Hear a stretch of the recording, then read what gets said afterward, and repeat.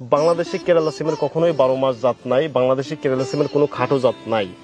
কেরালা সিম একটাই, সেটা হচ্ছে কেরালা সিমের গোড়া থেকে ফলন আসবে, 35 দিনে ফুল আসবে, বড় গাছ হবে। বড় বড় সাইজের যে সিমগুলা, এইগুলোর নাম হচ্ছে কেরালা সিম। এটার কি কি বৈশিষ্ট্য রয়েছে? আমরা জানি যে দীর্ঘ 5 বছর যাবত এই কেরালা সিম চাষ করে বেশ লাভবান হয়েছেন, বাণিজ্যিকভাবে লাভজনকভাবে চাষ করে আসছেন হচ্ছে আশরাফুল ইসলাম ভাই। লম্বা লম্বা তো এটা?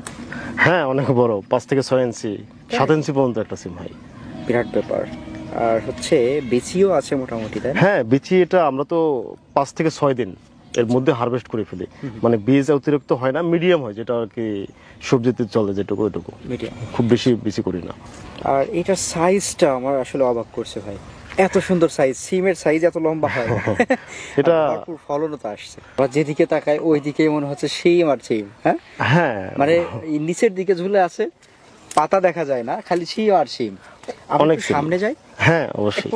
মানে হিসাব থাকে, আপনি কতদিন পর পর তুলেন সিমটা?